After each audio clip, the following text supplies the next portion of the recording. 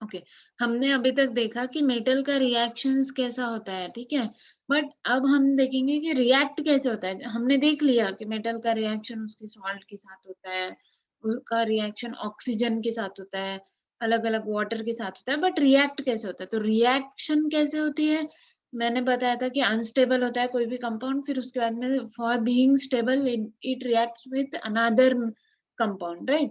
तो अब रिएक्शन कैसे होती है? तो उसके लिए हमको मेटल का जो इलेक्ट्रॉनिक कॉन्फ़िगरेशन है, उसमें कितने इलेक्ट्रॉन्स होते हैं, फिर वो शेयर करता है क्या इलेक्ट्रॉन जब वो रिएक्ट होता है किसी और के साथ, किसी और मेटल के साथ या किसी और कंपाउंड के साथ। तो ये सब हमको पढ़ना ज़रूरी है ना? डिटेल में हमको पता होना चाहिए कि रिएक्शन कैसे होता है।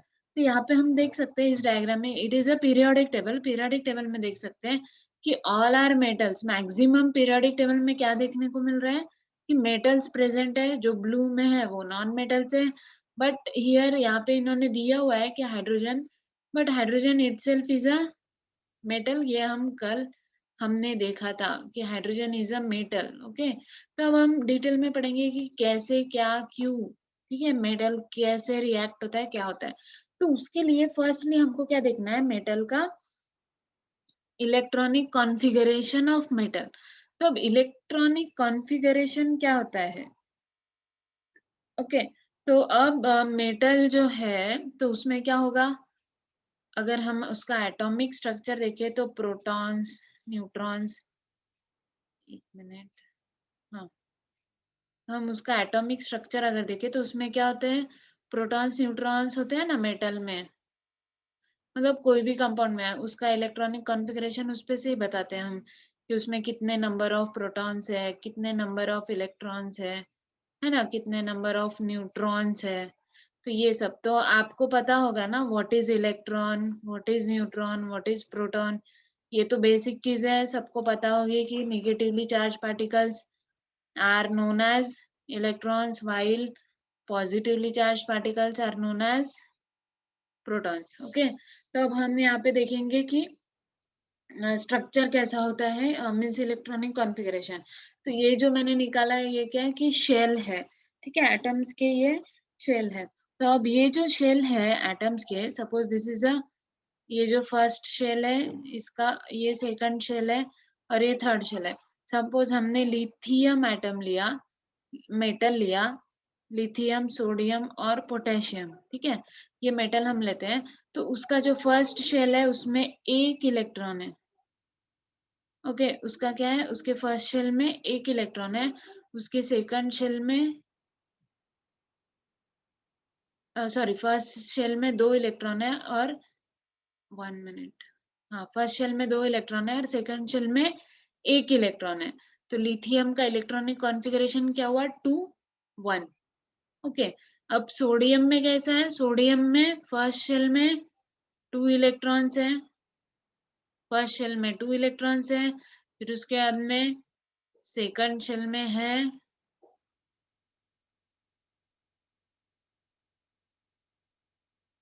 कितने इलेक्ट्रॉन्स है, 8 इलेक्ट्रॉन्स है, ठीक है, एंड लास्ट शेल में कितना इलेक्ट्रॉन है, 1 इलेक्ट्रॉन है।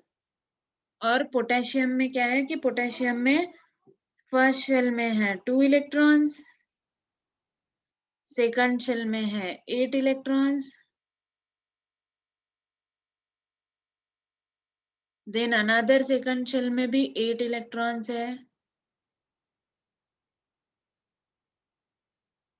और लास्ट शेल में भी 1 इलेक्ट्रॉन है, सॉरी 1 इलेक्ट्रॉन। ओके, तो इसका सोडियम का इलेक्ट्रॉनिक कॉन्फ़िगरेशन क्या हुआ, 2 8 1, और इसका क्या हुआ, पोटेशियम का 2 8 8 1।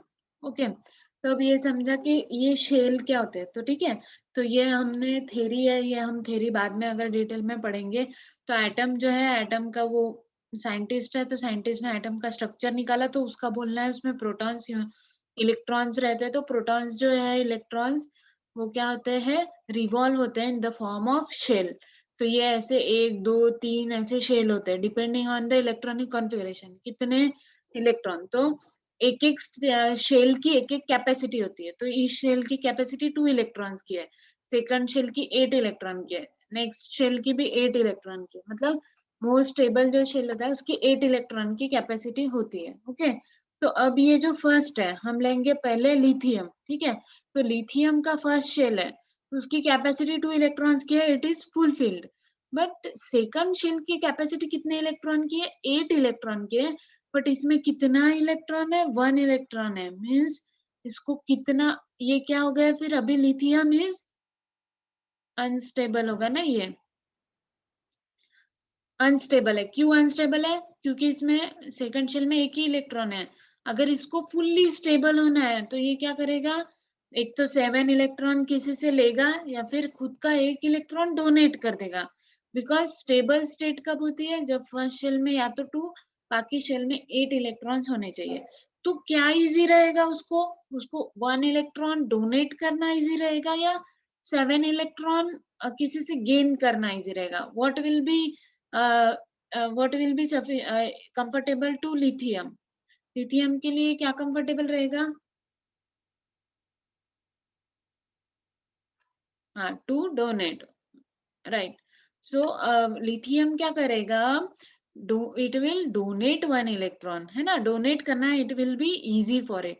तो लिथियम क्या करेगा? किसी को एक इलेक्ट्रॉन डोनेट कर देगा। तो अब इलेक्ट्रॉन जिसके पास ज्यादा होते हैं उसका चार्ज क्या होता है? Negative charge, right. इलेक्ट्रॉन अगर किसी को हम दे दे तो हमारे ऊपर कौन सा चार्ज आएगा? Positive charge, right. क्योंकि इलेक्ट्रॉन इज नेगेटिवली चार्ज, आपके पास बहुत इलेक्ट्रॉन है, आपका निगेटिवली चार्ज, आपका चार्ज हो जाएगा निगेटिव। अगर आप इलेक्ट्रॉन किसी को देते हो, so now you become positive, है ना। एक चीज आप दे रहे हो जो कि निगेटिव है, तो निगेटिव कम कम कर रहे हो तो आपकी पॉजिटिविटी बढ़ रहा है, राइट। तो अब लिथियम क्या कर रहा है कि इट इज गिविंग इलेक्ट्रॉन, तो इलेक्ट्रॉन दे रहा है, मतलब इसका चार्ज क्या हो जाएगा? पॉजिटिव। तो इसलिए अब सेकंड देखते हैं हम, सोडियम। सोडियम में क्या हो रहा है? 281, 281 मतलब सेम थिंग हैपनिंग हियर। यहाँ पे भी क्या है? 2, ये इसका स्टेबल स्टेट हो गया। फिर उसके बाद में सेकंड शेल में भी इसके 8 इलेक्ट्रॉन्स हो गए, दैट आल्सो स्टेबल स्टेट, बराबर है। लेकिन थर्ड शेल में क्या हुआ? Only 1 electron is there, but कितने चाहिए? 8 इलेक्ट्रॉन चाहिए। तो ये क्या करेगा? 7 लेने से अच्छा एक किसी को डोनेट कर देगा, राइट। तो ये भी क्या कर रहा है? डोनेट कर रहा है, ये भी डोनेट कर रहा है, तो अब ये भी क्या हो जाएगा? It will be positive. अब थर्ड देखो, पोटेशियम। पोटेशियम क्या कर रहा है? पोटेशियम का भी 2 स्टेबल है, सेकंड शेल 8 है, वो भी स्टेबल है, थर्ड शेल 8 है, that is also stable. But fourth shell में प्रॉब्लम है, उसमें एक ही इलेक्ट्रॉन है। तो अब एक इलेक्ट्रॉन है तो भाई it is easy for it to donate, है ना। तो अब ये भी क्या करेगा? It will donate 1 electron. तो अब ये भी डोनेट कर रहा है, मतलब ये भी क्या हो जाएगा? पॉजिटिव हो जाएगा। तो अब ये तीनों पॉजिटिव हो गए, तो ये तीनों भी क्या है? Example of metal. कौन से ग्रुप में है ये तीनों metal? They are in group 1, है ना। पीरियोडिक टेबल का जो ग्रुप 1 है उसमें है, देखो, लिथियम, सोडियम, पोटेशियम, इसको बोलते हैं ग्रुप 1। ये जो पूरा ग्रुप है यहाँ तक, ये है ग्रुप 2। ये जो वर्टिकल लाइंस होते हैं ना, ये, इनको बोलते हैं ग्रुप 1, 2, 3, 4, ऐसे ग्रुप्स हैं, ठीक है। तो अब हमको पता चल गया। तो अब फर्स्ट ग्रुप के जो कौन से मेटल बोलते हैं उनको हम अल्कलाइन मेटल्स, है ना। वो सब सीखा था हमने, क्यों अल्कलाइन मेटल्स है। तो अब इनको क्या है कि इनको पॉजिटिव चार्ज है और इनमें क्या है? मेटल्स का, ये क्या करते हैं? डोनेट करते हैं। तो इसलिए मेटल को बोलते हैं electropositive. Why electropositive? Because they are donating electron, they are donating more electron, है ना। तो इसलिए इनको क्या बोलेंगे हम? Electro positive. इसलिए मैंने कल बोला था कि हाइड्रोजन की जो प्रॉपर्टी है मेटल से जो मिलती है, that is electro positivity. Hydrogen भी easily positive charge, easily electron donate कर लेता है और किसी के साथ भी बॉन्ड बना लेता है। तो वो डोनेट करने से उसका क्या है? उस पे चार्ज आ जाता है, दैट इज पॉजिटिव चार्ज। और उस पे मतलब, हाँ, इसलिए हाइड्रोजन का ये प्रॉपर्टी जो है वो मेटल से मिलता है, इसलिए हाइड्रोजन को भी हम मेटल बोल सकते हैं। ओके, क्योंकि एक प्रॉपर्टी उनका मैच होता है। तो that is the means electronic configuration of this metal. Now अब अगर हम मैग्नीशियम का देखें, ठीक है, तो मैग्नीशियम का है इलेक्ट्रॉनिक कॉन्फ़िगरेशन 282 282 282 मतलब फर्स्ट शेल में 2 इलेक्ट्रॉन, सेकंड शेल में 8 है और थर्ड शेल में कितने हैं 2 है। मतलब इसको अगर स्टेबल होना है तो इसको या तो 6 इलेक्ट्रॉन लेना पड़ेगा, बट ये लेता है क्या नहीं, ये क्या करता है देता है। तो देता है तो कितने देता है 2 इलेक्ट्रॉन्स देता है। तो इन सब पे से हम बोल सकते हैं कि मेटल्स कितने इलेक्ट्रॉन रहते हैं उनके इसमें आउटर मोस्ट शेल में 1 2 या 3 electron in their valence shell. इसको ही वैलेंस शेल भी बोलते हैं, ठीक है। तो इसको ही वैलेंसी या वैलेंस शेल बोलते हैं कि वो जितने इलेक्ट्रॉन्स डोनेट करते हैं ना उसको। तो अब जो है वैलेंस शेल में कितने इलेक्ट्रॉन्स आए उसके 1 2 या 3, उनको हम बोलेंगे मेटल्स। ये एक जनरल हमने स्टेटमेंट दे दिया कि मेटल्स कौन होंगे जिनके आउटर मोस्ट शेल में 1 और 2 और 3 इलेक्ट्रॉन्स है, उनको हम बोलेंगे मेटल्स। ओके, तो अब सपोज हम ले एल्यूमिनियम का एग्जांपल ले, तो aluminium is 283, it is also metal, ठीक है। इसके आउटर मोस्ट शेल में 3 इलेक्ट्रॉन्स है, 3 इलेक्ट्रॉन्स देता है किसी को भी। तो अब नेक्स्ट हमको एक चीज हमको पता है, बट जस्ट मैं बता रही हूँ कि ये एक इलेक्ट्रॉन दे रहा है, एक इलेक्ट्रॉन दे रहा है मीन्स कितनी पॉजिटिविटी आई इसके पास, एक पॉजिटिविटी। इसलिए हम Li को बोलते हैं Li1 पॉजिटिव। ये भी एक दे रहा है तो इसको भी बोलेंगे Na एक पॉजिटिव। ये भी एक दे रहा है तो इसको बोलते हैं K1 पॉजिटिव, ठीक है। जैसे Mg 2 दे रहा है इसलिए Mg को 2 पॉजिटिव, Al को हम क्या लगाते हैं 3 पॉजिटिव चार्ज लगाते हैं। तो अब समझा कि हमेशा हम Fe2 पॉजिटिव भी बोलते हैं, Fe3 पॉजिटिव भी क्यों बोलते हैं। तो ये सब रीजन है उसके लिए कि 1 इलेक्ट्रॉन वो देता है इसलिए 1 पॉजिटिव, 2 इलेक्ट्रॉन देता है इसलिए 2 पॉजिटिव। तो अब जस्ट अब ये इतना सबको समझ में आ गया होगा, ठीक है। तो अब और थोड़ा थोड़ा कंफ्यूज करके एक चीज थोड़ा डीप में बताती हूँ, ठीक है। जिसको समझ में आया समझना, नहीं समझ में आया तो छोड़ देना, ठीक है। क्योंकि आपको बस इतना समझना है कि Li पे एक पॉजिटिव, Mg पे 2 पॉजिटिव, Al पे 3 पॉजिटिव चार्ज कैसे आए। तो वो मैंने बता दिया, उनके आउटर मोस्ट शेल में जितने चार्ज है, जितने वो डोनेट कर रहे हैं वो चार्ज उनके ऊपर आता है। तो वो डोनेट 2 नेगेटिव चार्ज डोनेट कर रहे हैं तो उनके पास कितने आ रहे हैं 2 पॉजिटिव चार्ज आ रहे हैं। बट एक चीज डिटेल में क्या देख सकते हैं हम कि अब 2 1 है इनका इलेक्ट्रॉनिक कॉन्फ़िगरेशन। 2 1 मीन्स इसके पास क्या है 3 इलेक्ट्रॉन है, 3 प्रोटॉन है, बराबर। इसके पास क्या है 11 इलेक्ट्रॉन, 11 प्रोटॉन। और इसके पास क्या है, कितने हैं इसके पास 19 इलेक्ट्रॉन, 19 प्रोटॉन्स आर देयर, है ना। इनके पास 3 इलेक्ट्रॉन प्रोटॉन है, इसके पास इलेक्ट्रॉन प्रोटॉन है, ठीक है। अब 3 इलेक्ट्रॉन में से ये कितने इलेक्ट्रॉन डोनेट कर रहा है, इट इज डोनेटिंग 1 इलेक्ट्रॉन। तो अब इसके पास कितने रहे 2 इलेक्ट्रॉन्स, है ना। 3 प्रोटॉन्स है और 2 इलेक्ट्रॉन्स है। अगर 3 प्रोटॉन को 2 इलेक्ट्रॉन से माइनस करो तो क्या बचेगा 1 प्रोटॉन। 1 प्रोटॉन जो ये बच रहा है वही चार्ज उसके ऊपर आया है। सेम यहाँ पे लगा के देखो 11 इलेक्ट्रॉन, 11 प्रोटॉन। 11 इलेक्ट्रॉन में से कितने डोनेट कर रहे हैं 1 डोनेट कर रहे हैं। तो अब ये कितने हो गए 10 इलेक्ट्रॉन। तो 10 इलेक्ट्रॉन में से 11 प्रोटॉन में से अगर 10 इलेक्ट्रॉन माइनस कर रहे हो तो कितना बचेगा 1 प्रोटॉन। तो ये यहाँ पे इसका पॉजिटिव चार्ज आया। यहाँ पे भी सेम 19 में से अगर निकालो 1 तो फिर 19 में से 19 इलेक्ट्रॉन, 19 प्रोटॉन है उसके पास। फिर उसमें से एक अगर निकालो तो क्या होगा 19 माइनस 18। तो 19 minus 18 will be, it will be positive, ठीक है। तो यहाँ पे भी मैग्नीशियम का सेम। तो ये चीज समझी है क्या कि ये क्या मतलब कैसे होता है कि मतलब अगर डीप में जाओ तो आप ऐसे भी पता कर सकते हो पूरे टोटल प्रोटॉन और टोटल नंबर ऑफ प्रोटॉन और इलेक्ट्रॉन आपको देखना है। फिर उसमें से वो डोनेट जितने कर रहा है उतना उसमें से माइनस करना है। उतना उसमें से अगर माइनस करोगे तो जो बचता है that will be your charge on your metal. Okay,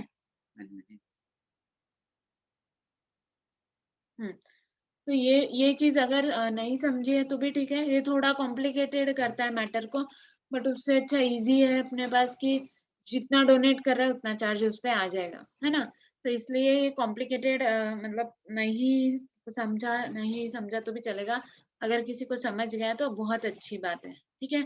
यहाँ तक समझ गया कि इलेक्ट्रॉनिक कॉन्फ़िगरेशन मतलब कैसे होता है, क्या होता है। मेटल्स का क्यों मेटल को इलेक्ट्रो पॉजिटिव बोलते हैं और क्यों उनपे चार्ज जो है वो पॉजिटिव ही आता है। समझ गया? बिकॉज दे डोनेट इलेक्ट्रॉन, जो डोनेट करेगा इलेक्ट्रॉन को उस पे आएगा पॉजिटिव चार्ज। यहाँ तक समझ गया सबको?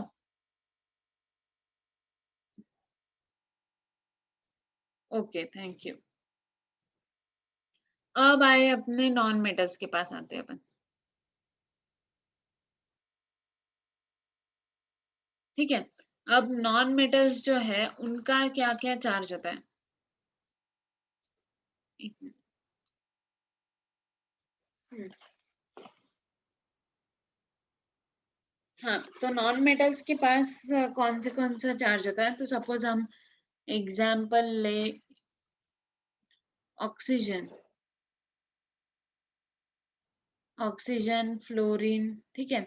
एग्जाम्पल ले हम, तो ऑक्सीजन का है इलेक्ट्रॉनिक कॉन्फ़िगरेशन 2 6 और फ्लोरीन का है 2 7, ठीक है। तो अब 2 6 मतलब दो शेल है। फर्स्ट शेल में है 2 इलेक्ट्रॉन्स और सेकंड शेल में कितने इलेक्ट्रॉन्स है? 6 इलेक्ट्रॉन्स है।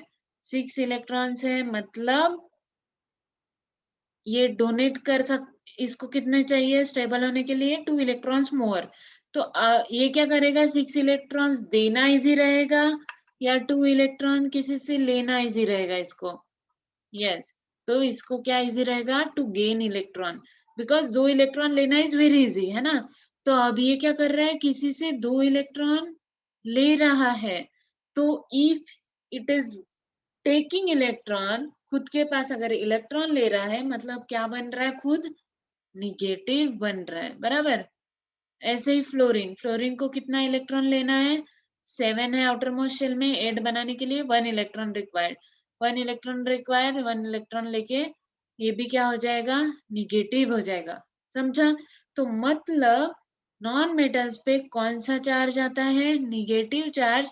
And we can tell them as electronegative compound, है ना। तो अब अगर आपको नॉन मेटल्स और मेटल में कंपैरिजन कोई बोले, तो मेटल नॉन मेटल में कंपैरिजन करने के लिए आप क्या कर सकते हो?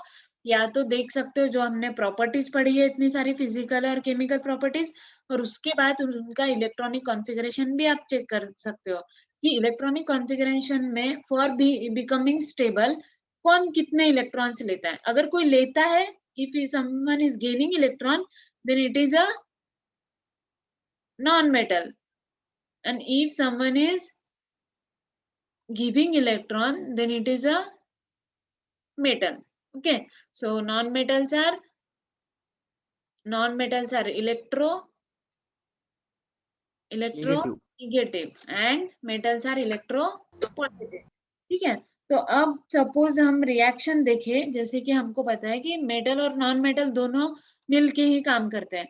तो सपोज हमको देखना है Na और Cl, ठीक है। NaCl दोनों एक दूसरे के साथ रिएक्शन कैसे करते हैं? तो हमको पता है कि Na में क्या क्या है? 2 इलेक्ट्रॉन्स इन आउटरमोस्ट शेल, कितने इलेक्ट्रॉन्स है? 1, ठीक है। 281 इसका है, 281, ठीक है। और क्लोरीन का कितना है? क्लोरीन का कितना है? किसी को पता है क्लोरीन का कितना है? 2, कोई बता सकता है क्या?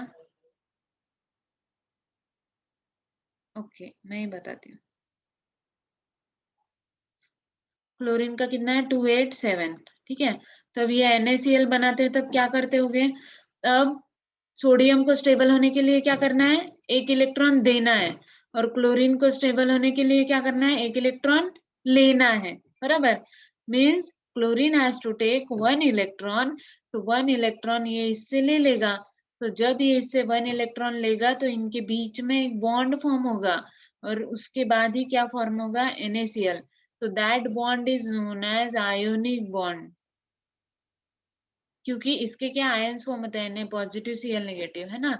तो इनके बीच में कौन सा बॉन्ड है, आयोनिक बॉन्ड। कैसे फॉर्म हुआ, सोडियम ने एक इलेक्ट्रॉन दिया क्लोरीन को, क्योंकि क्लोरीन को for becoming stable 1 electron needed, and sodium को एक इलेक्ट्रॉन देना था, तो उन्होंने क्या कर लिया, शेयर कर लिया। तो सोडियम ने एक इलेक्ट्रॉन क्लोरीन को दे दिया, तो NaCl फॉर्म हो गया।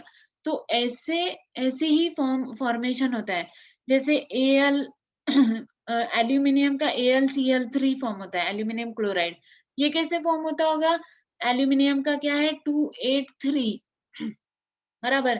तो ये एल्यूमिनियम क्या करता है, क्लोरीन के 3 मॉलिक्यूल, क्लोरीन के 3 मॉलिक्यूल है, क्लोरीन के 3 मॉलिक्यूल 287 287 287 बराबर। और एल्यूमिनियम का क्या कॉन्फ़िगरेशन है, 283। तो अब एल्यूमिनियम को स्टेबल होने के लिए ये 3 इलेक्ट्रॉन किसी को देने हैं, तो एल्यूमिनियम क्या करेगा, एक इस क्लोरीन को देगा, एक इस क्लोरीन को देगा और एक इस क्लोरीन को। 3 इलेक्ट्रॉन दे दिए, वो हो गया स्टेबल, और ये क्लोरीन भी स्टेबल हो गया। और इन्होंने क्या किया, मिलके बॉन्ड फॉर्म किया एल्यूमिनियम के साथ। समझा। तो ऐसे रिएक्शन जो हमने इतने सारे अभी तक रिएक्शन देखे ना, केमिकल रिएक्शन, तो वो ऐसे रिएक्ट होते हैं, एक दूसरे के साथ शेयर करते हैं। तो जैसे gain of electron, losing electron, ऐसे करके विथ आयोनिक बॉन्ड वो क्या करते हैं, ऐसे कंपाउंड फॉर्म होता है। तो इनके बीच में जो फोर्स होता है ionic bond, that is electrostatic force, ठीक है, विच इज स्ट्रॉन्ग फोर्स। तो इसलिए मैंने जो बताया था कि किसी को सपोज हमको बर्न करना होता है, राइट, बर्न करने के बाद में ये बॉन्ड टूटते हैं, पहले क्यों नहीं टूटते, बिकॉज दे आर बॉन्डेड बहुत स्ट्रांगली, आयोनिक बॉन्ड से, इलेक्ट्रोस्टैटिक फोर्स से दे आर बॉन्डेड। अगर बीच में ही हम उनको तोड़ नहीं सकते डायरेक्टली, तो हमको क्या करना है, उनको हीट देंगे, तो क्या होगा, इलेक्ट्रोस्टैटिक फोर्स वो बॉन्ड इसको तोड़ देगा, बराबर। तो ऐसे रिएक्शंस होते हैं।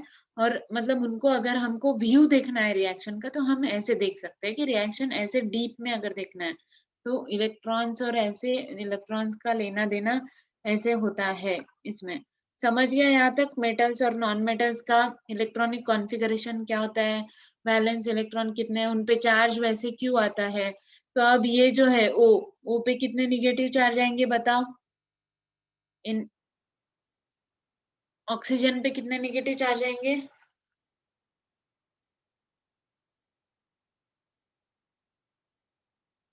कौन बता पाएगा, ऑक्सीजन पे कितने निगेटिव चार्ज आना चाहिए, कितने इलेक्ट्रॉन ले रहा है वो, 2 इलेक्ट्रॉन ले रहा है, तो उसपे 2 निगेटिव चार्ज। फ्लोरीन कितने इलेक्ट्रॉन ले रहा है, 1 इलेक्ट्रॉन ले रहा है, तो उसपे 1 निगेटिव चार्ज। और अगर हमको उस वे में देखना है, तो इसके पास कितने हैं, 8 इलेक्ट्रॉन्स है, 8 प्रोटॉन्स है, इसमें से ये कितना ले रहा है, और एक ले रहा है 9, तो 9 मतलब 8 - 9, तो 1 इलेक्ट्रॉन विल बी रिमेन, ऐसे 1 इलेक्ट्रॉन।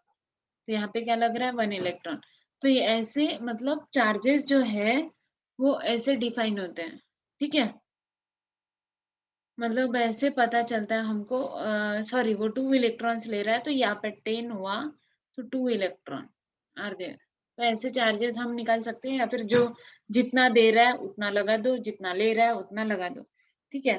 तो ये समझा अभी आयनिक कंपाउंड्स कैसे होते हैं, आयनिक बॉन्ड बनाते हैं वो, इसलिए आयनिक कंपाउंड्स है, और उनमें इलेक्ट्रोस्टैटिक फोर्स हो रहा है, होता है, ठीक है। यहाँ तक समझ गया, कोई डाउट है, ओके। तो अब properties of ionic compounds, okay. So properties of ionic compounds, ionic compounds के क्या क्या प्रॉपर्टीज होते हैं,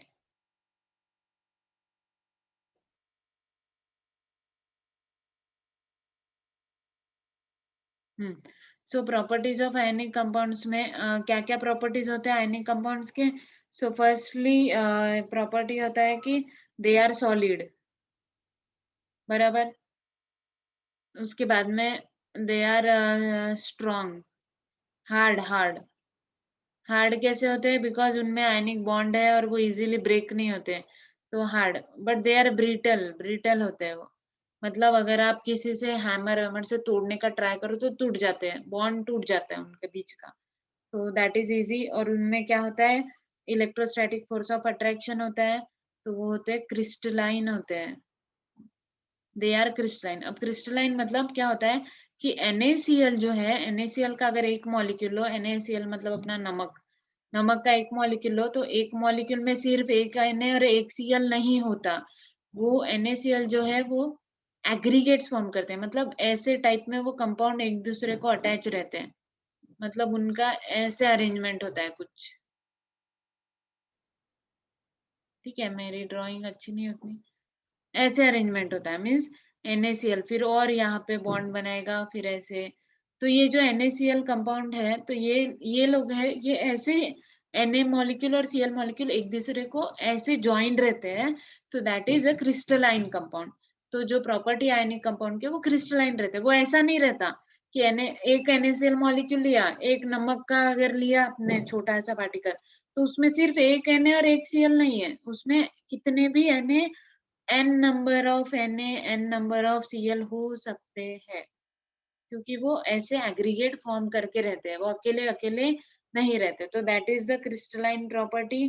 फिर उसके बाद में उनको इलेक्ट्रोवैलेंट कंपाउंड भी बोलते हैं। इलेक्ट्रोवैलेंट इसके कारण क्योंकि इलेक्ट्रॉन्स है, और मीन्स वही अपना जो इलेक्ट्रोनिगेटिविटी इलेक्ट्रोपॉजिटिविटी वो चीजें, उसके कारण ही उनको इलेक्ट्रोवैलेंट कंपाउंड बोलते हैं। और वो जो है वो पेट्रोल और इसमें डिजोल्व नहीं होते, पेट्रोल डीजल ये इनऑर्गेनिक। अब पेट्रोल डीजल में डिजोल्व क्यों नहीं होते, वाटर में डिजोल्व होते हैं। अल्कलाइन कंपाउंड अपन ने देखा है ना, alkaline metals are dissolve in water. तो क्यों dissolve in water, because petrol, water का क्या है, HOH, मतलब वाटर क्या है, आयोनाइजेशन होता है। आयोनाइजेशन जहाँ पे होता है, H positive OH negative, Na positive Cl negative, जो नेगेटिव है वो पॉजिटिव के पास जाएगा, ऐसे उनमें क्या होगा, रिएक्शन होगा। बट पेट्रोल डीजल जो है उनमें आयंस फॉर्म नहीं होते, आयंस जो है वो फॉर्म नहीं होते, इसलिए ये पेट्रोल डीजल में डिजोल्व नहीं होते। ठीक है, तो पेट्रोल डीजल में जो है वो डिजोल्व नहीं होते हैं। ठीक है, अभी ये मीटिंग 1 मिनट के अंदर शायद बंद हो जाएगी, लेकिन हम फिर से ज्वाइन करेंगे। ठीक है, फिर से ज्वाइन होना है आपको 1 मिनट के अंदर, शायद आज कुछ तो प्रॉब्लम है।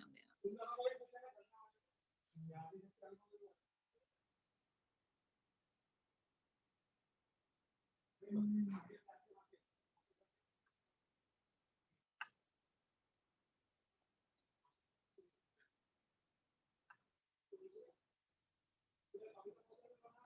ठीक है, तो अभी 1 मिनट के अंदर ये मीटिंग बंद